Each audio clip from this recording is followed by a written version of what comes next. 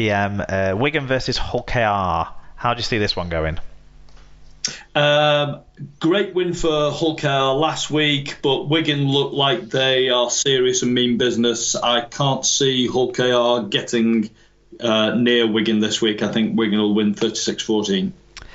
I've got Wigan winning by 16 points. Yes, a similar sort of story. I just think Hull KR haven't been able to string results together, and that's partly why they are where they are.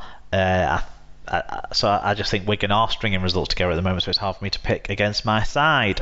Also on Friday night, this one's in front of the Sky cameras, it's Leeds versus Catalans.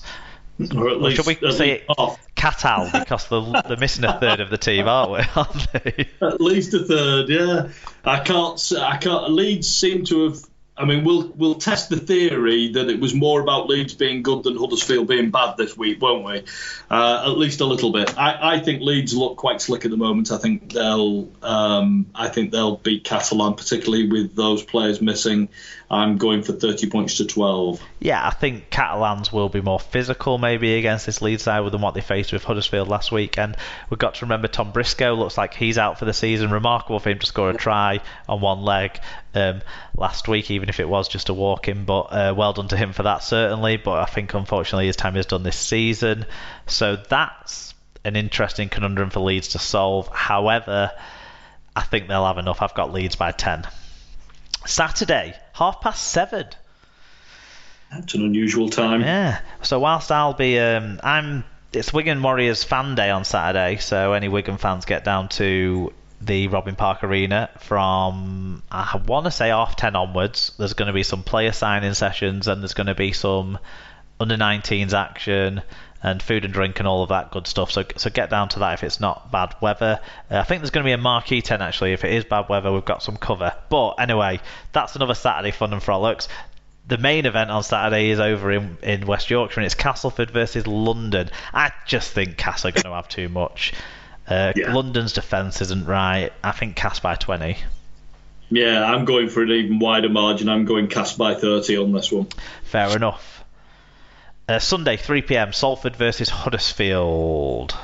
Salford actually hammered Huddersfield at their place early on in the season. Then were embarrassed in their worst performance of the season, I would say, on front of the Sky cameras a few weeks ago on a Thursday night game. How do you see this one panning out? Well, I can't see past Salford, but I think it'll probably be a little bit closer. I don't think it'll be a huge hammering. I think Huddersfield, after last week, there'll be some sort of response. And but I am going with the home side and Salford to win by 12. I think it will be a wide margin. I've got Salford by 20. I think they're going to make sure that they don't fall victim to what they've fallen victim to a few times, which is underestimating the bottom half of the table. I think Salford by 20. I think they've sorted that aspect out. I think they're going to win. Final game then, Wakefield versus Hull FC. What do you think for this one? Sunday at 3 p.m. also. Other than the Saints Warrington game, this would be the game I'd really like to see this weekend. I think it'll be a pretty tight encounter. Wakefield are now looking into the abyss. Hull are desperately trying to find some sort of answer to how to play their spine. So I think this could be a really great game. I'm going for Hull just by 2 points. I think Hull will win. I'm going to predict Hull by 8, but I can't really be sure that it's not going to be Hull by 1 or 2, and it's going to be the kicking game of Mark Snyde that determines it. Or it's going to be Hull by 30 and they will click, because I just don't see Wakefield having enough to win a game at the moment. I can't pick them. They need to turn it around big style for me to start picking them in games, so I'm going to go Hull by 8. But like I say, it could be 28. Championship game of the week. Even though the top position's sewn up, when the top two play each other, it's got to be the game of the week, I think, and it's going to be on the TV. So, is it going to be on the TV, or is this one of the ones that's not? Anyway, whatever. It might be on the TV. Toronto versus York. They'll have a celebration, their own home celebration for winning the league leadership, because they've been on a bit of an away run. So, cracking game in prospect there. In League One, the game of the week is maybe even more important. Maybe the most important game of this week when you look at the the way things are panning out. It's third versus second. Oldham versus Newcastle. Newcastle will need to win this one to keep the pressure on Whitehaven, who I don't think have a game this week. So very, very intriguing game, that one. In the women's... I might go to that. It's only up the road, and it's on a Sunday, and I'm not sure I've got much to do, so I might head to that one. I think there's a tasty one in prospect. I do think. Women's Super League game of the week. We have to pick when it's a top four, even though we've got a really informed side against a really out of form side. It's the only top four matchup this week, so we're going Castleford versus Wigan. In the NRL, we've got Cowboys versus Broncos on Thursday at 10:50 a.m. Hopefully the Broncos will see the error of their ways with their heavy defeat of late and pick Herbie Farnsworth. Dragons versus Titans Sunday at 6 a.m. See if it can be Callum Watkins getting the better of James Graham and Gareth Widdop, or if the Titans keep getting hammered. Raiders versus Roosters Sunday at 5 a.m. So there's plenty on display there, and Ryan Hall maybe, you never know, might get back in, probably not, but we'll see. Rabbitohs versus Storm Sunday at 7:05. So some early starts for your Brit watches this week, but there's a free deal at the moment on through our league for Watch NRL for a trial period, so you might want to check that out, people. Whatever you do check out though, whether you watch in person or on television or listen on the radio or just follow along on Twitter, get your fan views in on any of next week's games on the Google Forms. They'll be tweeted out after all of those Super League games, and if there's any other games you want to comment on, just click those links and comment on any game you like next week. Okay, that is next week looks forward to. I've now got a quiz for you, and I'm going to tease you into this quiz that I think you're going to get one right, but you're kind of going to get the bonus part of it wrong. That's a little tease as we go now into the wrap-up.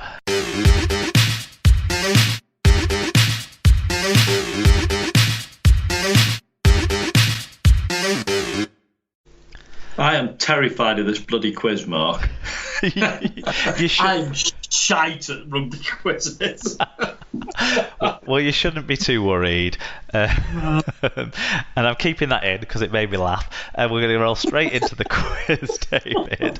And the quiz this week is all around the trophy that St Helens have just won this weekend, the League Leaders' Shield. Okay, so the first question is, how many League Leaders' Shield winners have there been? How many different winners has there been since the trophy was created in 2003?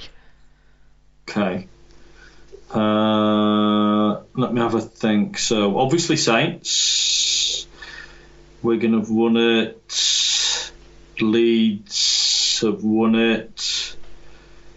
Warrington have won it. So that's 4. Who am I missing? Saints, Wigan, Leeds, Warrington, Bradford, so that's 5, and then Huddersfield and Castle. So 1, 2, 3, 4, 5, 6, 7. Brilliantly worked out, and you named all of the teams as well. So give yourself a special pat on the back for that one. Boom. Can we stop there? Well, let's see how you get on with question 2. Which team has the most League Leaders' Shield wins? Oh, Saints. And for a bonus point, how many have they won? 8. No. No? No. No? No, because they led the league in one of the years between 98 and 2003 when it wasn't handed out, and 2002, sorry, when there was no League Leaders' Shield. So they won they won the race for the top of the table, but they did not receive the League Leaders' Shield. So when was that? Was that 02? It would have been, yeah. 02. So you've actually won the Shield 7 times. That was a trick question. Yeah. Okay. And then finally, this is a record that I think you'll be looking to break this year. What, up to now, is the biggest margin between first and second at the end of a Super League season? I honestly don't know. But obviously, we're 12 points at the moment. There are 5 games left. I can't even think which. I mean, the Bulls had a remarkable run where they won loads and loads and loads of games and only lost right at the end of the season when they'd already won the league leaders at the time. But I think we were reasonably close behind them, or Wigan were. So I can't even. I don't know, Mark, is the honest truth. I'd be just plucking a number out of thin air. So the biggest winning margin of the League Leaders Shield between first and second, in fact, biggest winning margin of any Super League season since '96, 10 points by Castleford in 2017. Remarkably, it's been decided on points difference, the League Leaders Shield, more than once. I mean, there was the Leeds against Huddersfield game in 2015, the night before I got married, where it was decided on points difference. Saints did it on points difference over Leeds once as well, I think. Yeah, Bradford did it over Wigan on points difference once as well. I think that might have been the first League Leaders Shield year, 2003. Yeah.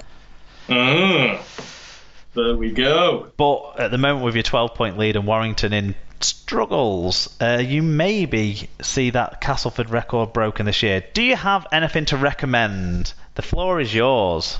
Oh, thank you. Well, I've got two, actually, if I can do two. So one would be, while I was up in the Himalayas, I read a really good book. I'm a big fan of Ian Rankin, who's the Scottish detective author. And he's just got his new book out, In a House of Lies, which is the latest John Rebus novel, and it's really good. I certainly enjoyed it. I don't know whether it would make it into Sarah's bookstore. And then I feel like its target audience is maybe slightly probably older than the Osborne book range. I think probably. And then my second recommendation might interest an outdoorsman like yourself, Mark, and that is Overboard waterproof cases.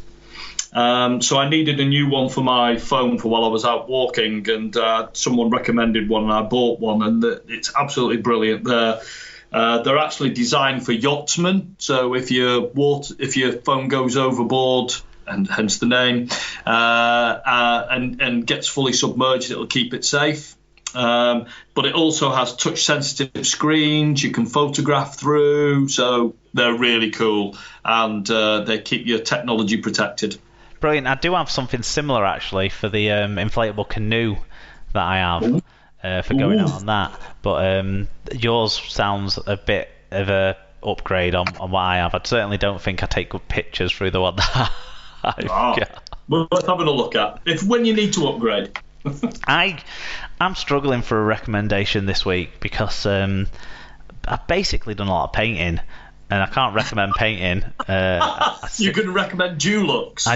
I cannot recommend painting, although Valspar now sponsor the referees, don't they? Or did at the Challenge Cup semi-finals. I guess they're part of Ron Seal now, I'm guessing. But anyway, and we have got some Valspar paint for the front room, but I can't recommend it because it's paint.